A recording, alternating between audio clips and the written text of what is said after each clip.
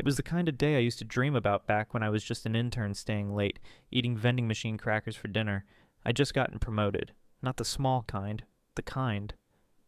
My manager had pulled me into her office, handed me a new title and a bump in salary, and then said, "We're running your story in the internal newsletter.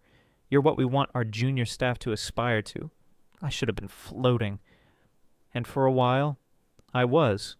There it was, right in the middle of the company's monthly publication. My face, my name, my quote. I was proud of what I'd said, too. Not some canned corporate fluff, but something that felt real. The best stories are the ones that surprise people, and sometimes that includes your own. I read it 3 times, screenshot it, saved it to my phone. And then, on impulse, half excited, half nervous, I opened the family group chat. Me. I got promoted.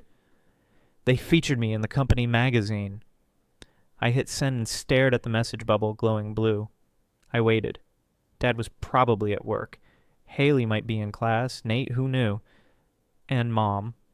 Mom usually responded to anything, even if just with a thumbs up. Minutes passed. Nothing. 10. 20. Still nothing. I shrugged it off. Maybe they were just busy. Or maybe I'd get a flood of responses later that evening. I went back to answering work emails, rereading the article again, letting the joy stretch a little longer. Then my phone buzzed. Mom. She's always been so full of herself. It's not like she's curing cancer. At first I thought, no way that was meant for me. It had to be a mistake, a copied message, something she was sending someone else. Except she hadn't deleted it. She hadn't followed up. And then came the wave of blue check marks. Seen. Dad. Nate. Haley. Even Aunt Denise, who barely ever typed in full sentences. All of them saw it. Not one typed back. Not one said, "Wait, what?" Not one said, "Mom, you sent that to the wrong chat." Just stillness. And me, frozen in the middle of my bedroom, still in work clothes, holding my phone like it had just sucker punched me. The thing is, I wasn't even mad right away. I was confused. Because who says that? And to whom were they even saying it? It didn't sound like a random complaint. It sounded rehearsed, like something she'd said before, maybe to my dad, maybe to Haley, maybe to some friend over coffee who asked how I was doing, and Mom rolled her eyes and said, "Oh, you know Sophie, always thinking she's changing the world with her little PR job." I was still staring at the screen when another notification popped up. Haley. "Anyone want to split pizza tonight? I'm craving pepperoni." No mention of my promotion. No reaction to Mom's message. Just normal. Like this was nothing. Like I was nothing. I didn't respond. I didn't even type and erase a message. I just sat with it. Let the silence take up space. Let the meaning settle in like cold air through a cracked window. Because the hurt wasn't in the words themselves. It was in the fact that no one thought I would ever read them, that my mom could say something like that, and my entire family could witness it. And not one of them thought to push back. Not even with a lazy, "Come on, Mom." Not even with a laughing emoji to soften the blow. It was passive betrayal. And it told me everything I hadn't been able to admit for years. I thought back to my college graduation. Everyone had shown up, balloons, flowers, the whole thing.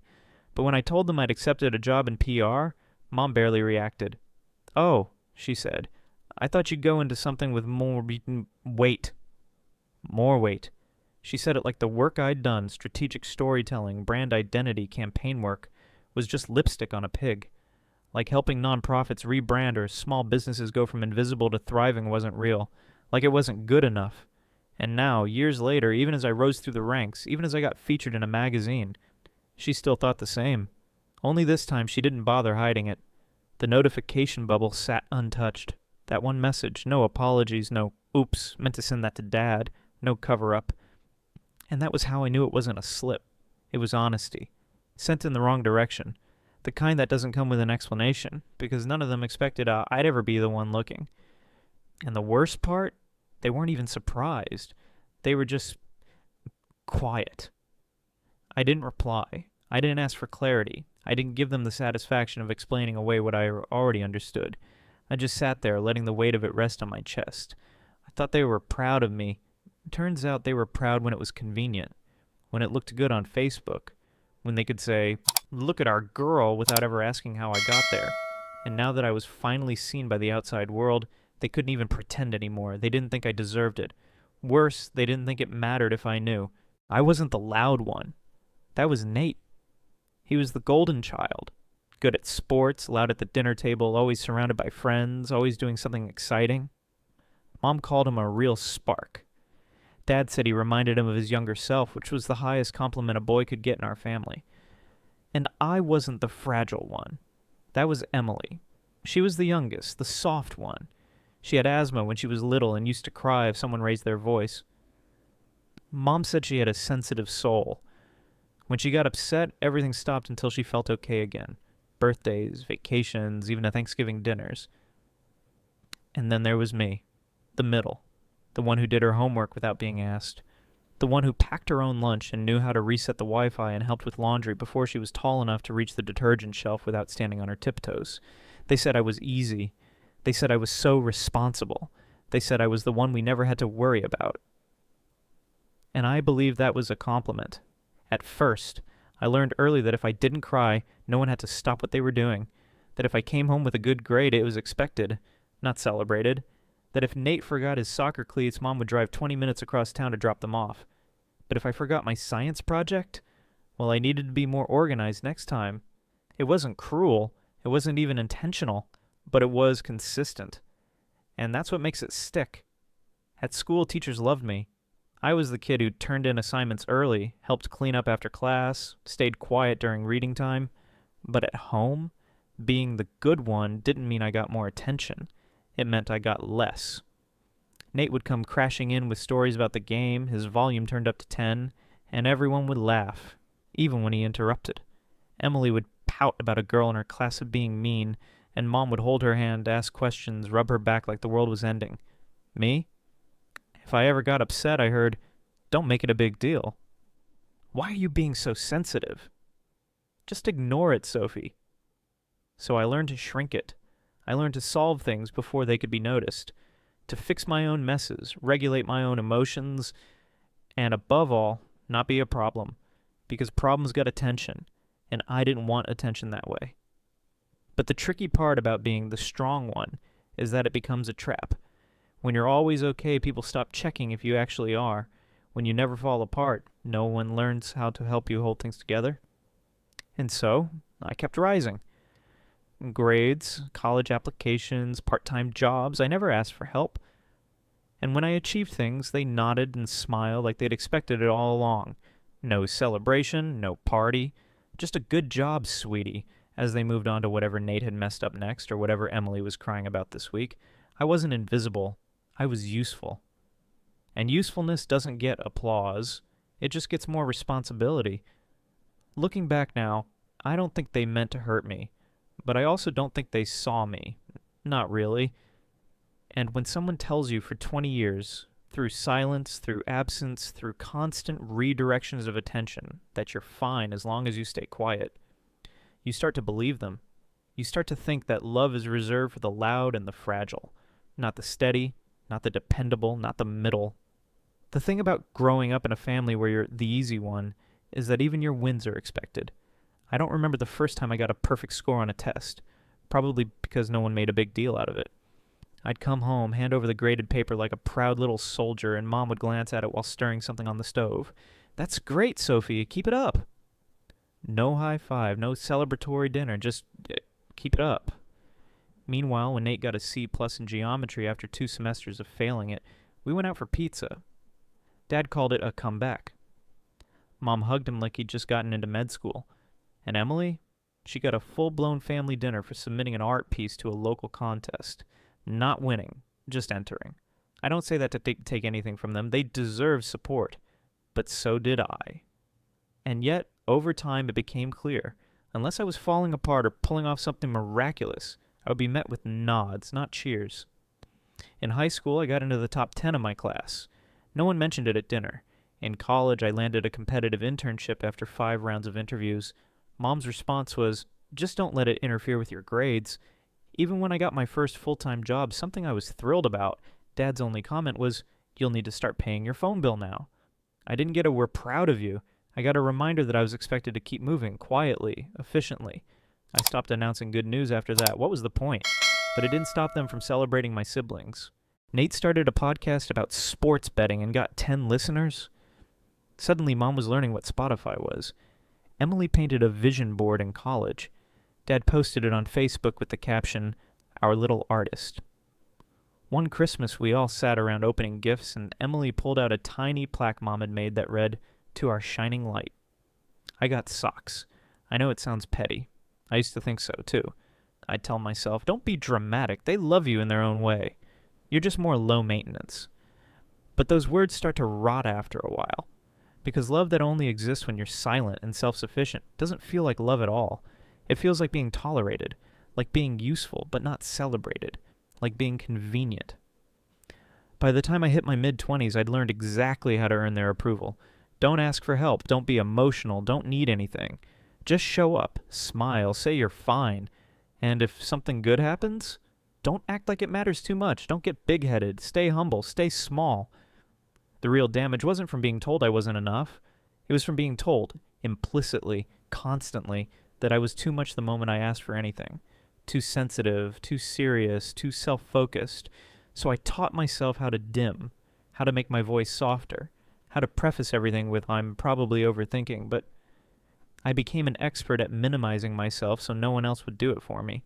Looking back, I think what hurts the most isn't the lack of praise. It's the way they lit up for everyone else and expected me to be the one holding the camera.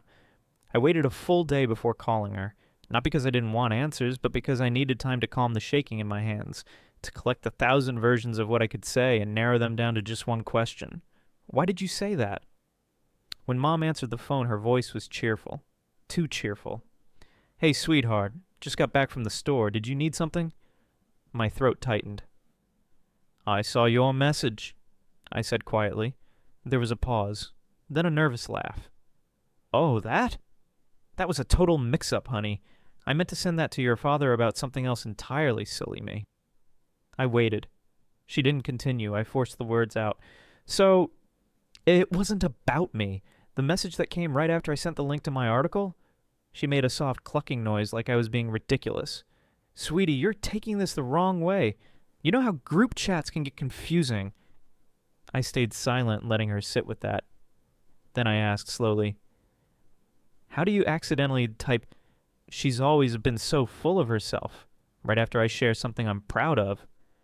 Her voice dropped, not with shame, just weariness. "Because you are sensitive, Sophie. You always take things too personally." There it was. The deflection, the classic gaslight. I could almost hear the ghost of my younger self trying to shrink into the background, trying to say, maybe I misunderstood, maybe I'm overreacting. But this time, I didn't shrink. "Do you understand how humiliating that was?" I said. "To have everyone see that and not one person say anything? Not even you?" Her sigh crackled through the speaker. "I didn't think it was a big deal," she said. "It was just a comment. You've said worse things when you're upset." I clenched my jaw. "Yeah, but I didn't say them about you in a group full of your family." Silence. "I'm just saying," she muttered. "I didn't mean to hurt your feelings. Let's not blow this out of proportion." I could feel it again. That old pressure to smooth it over. To be the one who lets it go for the sake of peace. To nod and pretend the damage wasn't done. But I was done pretending. "I don't want an excuse," I said. "I wanted you to be proud of me. And instead you made me feel like I was ridiculous for even sharing it." She bristled. "You don't need constant praise, Sophie. You're not a child." I stared at the wall. I'm just the one who is always expected to be fine. So fine, apparently, that you forgot I have feelings too. She went quiet. I hung up before she could say anything else. Not in anger, in clarity. Because I realized something in that moment. It wasn't that she didn't know her words would hurt. It was that she didn't care enough to reconsider them. Later that night, I sent a message in the group chat. Just one line. That message wasn't a mistake, and your silence said more than words ever could. No one replied. Not Nate, not Haley, not even Dad. They all read it, and they left it there. I kept checking for hours, like a part of me still believed someone would say something. That maybe Haley would text me privately. that Nate would shrug it off like always, but at least call. But nothing came. Not even a reaction emoji. It was a new kind of pain, not the sharp kind, not betrayal. Survival was the part of me that smiled at work and said, I'm good, just tired.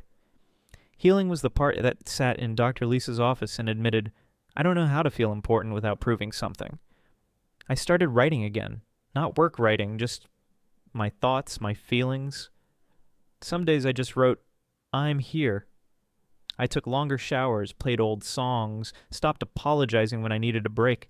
I stopped asking people if it was okay to feel what I was feeling. I walked a lot, not to get anywhere, just to feel my feet on the ground. Some days I felt strong. Other days I felt raw. But every day I felt a little more like a person who didn't need to earn her worth. It was slow, quiet, invisible to everyone else. But inside something was changing. For the first time in my life, I wasn't trying to be easy. I was just trying to be whole. Healing didn't arrive all at once. It wasn't some grand epiphany or cinematic breakthrough. It was small things, quiet, steady changes, a new kind of rhythm. Like the way I no longer flinched when someone complimented me at work, and I didn't automatically reply with, it's nothing. Or the first time I said no to a project that didn't align with my values and no one made me feel guilty for it. Or how my boss, new team, new company, new culture, looked me in the eye one morning after a campaign launch and said, you have a way of seeing people that's rare. Don't lose that. And I believed her. Not because I needed her to say it, but because I'd finally stopped needing anyone to prove that I was enough. My work began to thrive in a way it never had before. Not because I was grinding harder, but because I was finally free from trying to mold myself into someone else's expectations. My ideas got bolder. My presentations more confident. I started mentoring a junior designer who reminded me so much of myself at 22, bright-eyed, eager, and already doubting her place in the room. And when she turned to me during a late-night brainstorm and whispered, do you ever feel like you're just faking it? I smiled. For the first time, I answered without lying. Sometimes, I said, but that doesn't mean you don't belong. Around that time, I reconnected with Maya. We hadn't spoken in years, not since college, but she reached out after seeing a post I made about design ethics and storytelling. We met for coffee, expecting polite small talk. Instead, we stayed for 3 hours. Maya didn't ask me about promotions or goals. She asked me how I'd been sleeping, what songs I was listening to lately, whether I'd found joy in anything unexpected. And when I told her about everything, the group chat, the therapy, the silence that taught me how to scream quietly, she didn't offer advice. She just listened and said, I'm so glad you're still here. No one had ever said that to me before. We started seeing each other weekly, not out of obligation, but because it felt safe, easy, like walking into a room where you could finally breathe. Sometimes we'd cook together, sometimes we'd just sit in silence and read, sometimes we'd laugh so hard over her old inside jokes that my stomach hurt the next day. She never tried to fix me. She just stayed. And in doing so, she reminded me what it felt like to be loved with no strings attached. Not because I was achieving, not because I was being strong, but just because I was. One night, after a long walk through the city, I stopped on the bridge near my apartment and looked out at the water. The skyline shimmered. It looked like it always had. But something in me had shifted. For the first time in years, I wasn't scanning the world for signs that I was falling behind. I wasn't trying to catch up to anyone. I wasn't bracing for rejection in disguise as just being honest.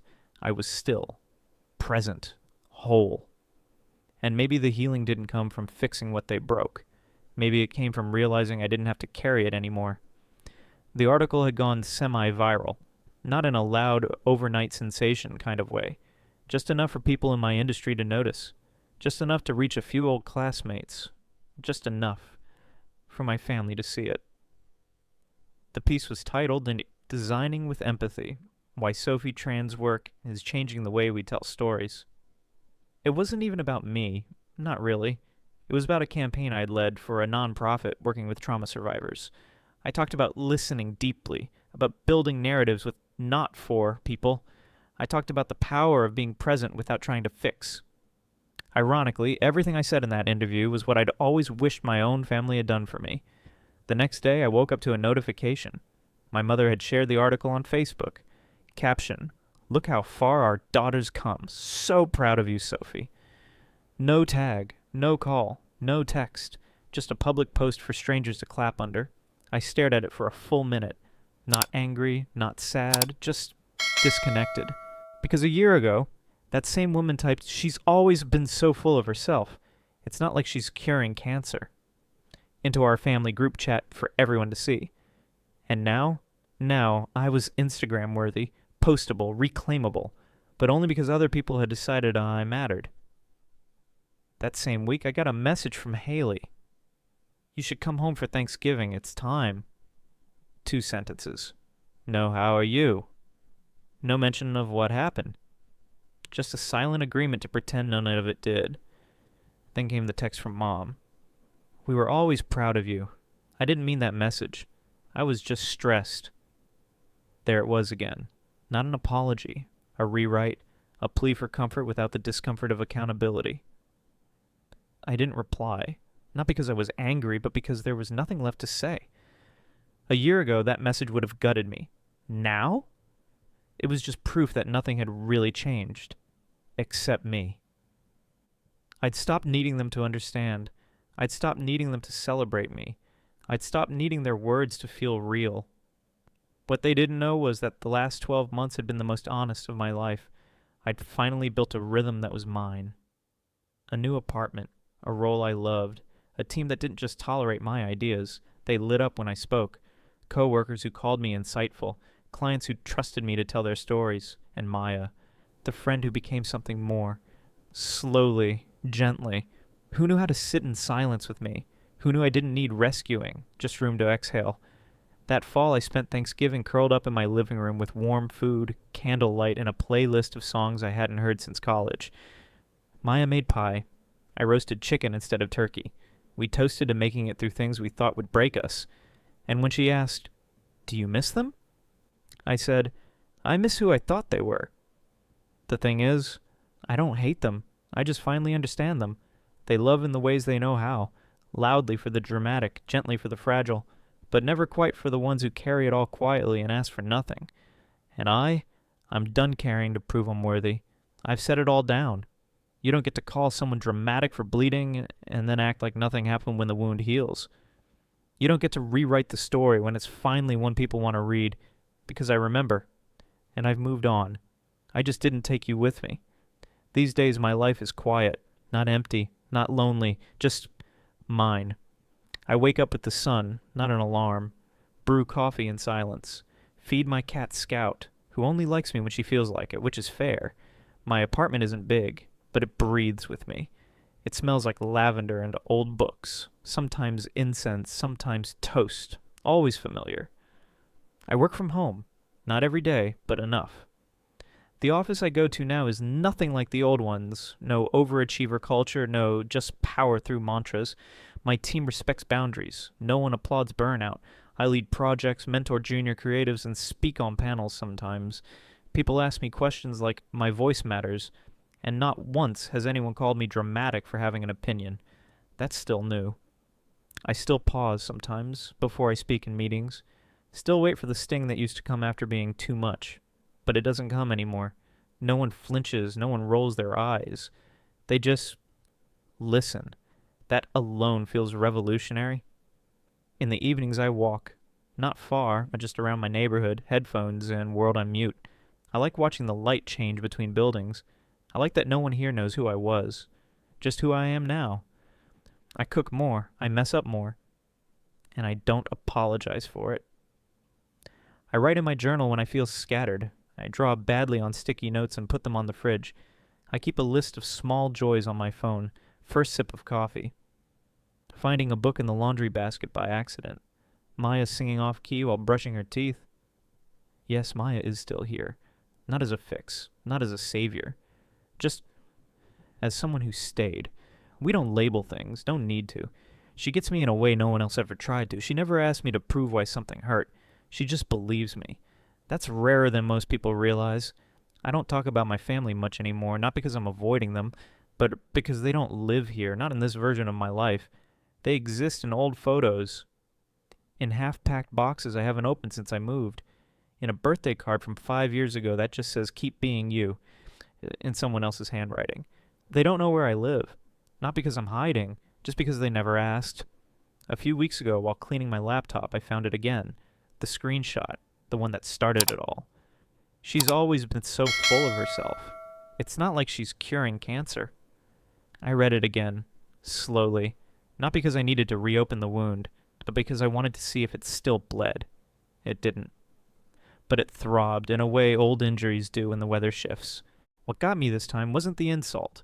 It was the casualness, the timestamp, the proximity to my own message. They featured me in the magazine. I'm so excited. And 5 minutes later, her words, sent in the group chat, not by mistake, not in secret, just carelessly, as if I didn't exist in the same thread, as if I didn't have the right to see what was being said about me. That's what stayed with me, not the words, but the truth behind them. They didn't think I'd read it, didn't think I'd call it out, didn't think I'd leave, because for years I hadn't. For years I'd played the role. The middle child, the peacemaker, the high achiever who didn't need praise, the one who always laughed off the jabs, the one who edited herself down to the digestible sound bites. And when I stopped, they didn't know what to do with me. So they minimized me, mocked me, wrote me out of the narrative I'd spent years trying to earn space in. But here's the part that they never understood. I was never asking to be celebrated. I was asking to be seen, to be treated like a whole person, to be allowed to feel without being corrected. And when that didn't happen, I stopped asking. I started building instead. Now, when I look around this quiet, gentle life I've built, I see the things they never gave me. And the fact that I gave them to myself anyway, safety, space, softness, belief. People ask if I'll ever reconnect. I say, I don't hold grudges, but I do hold boundaries. They see my work now, they share it online, say things like, we always knew she was talented, but they didn't. They just didn't think I'd stop waiting for their permission to be proud. So no, I won't be coming home for Christmas. No, I don't want to talk things out. No, I'm not angry. I'm just done. Because it wasn't just the message that hurt. It was the realization that they said things behind my back because they believed I wouldn't see them, wouldn't question them, wouldn't leave. But I did, and I won't go back. They said I was too full of myself. But maybe that's because I stopped leaving a room for their disrespect. Maybe being full of myself is exactly what healed me. Maybe the story was never about me being dramatic, and maybe it was about them being uncomfortable with a version of me that didn't shrink. I've written my ending. It doesn't have a reconciliation scene. It doesn't have a neat, tearful resolution, but it has truth. It has peace. It has me. You don't get to rewrite this story. Not now. Not when I've already written the ending.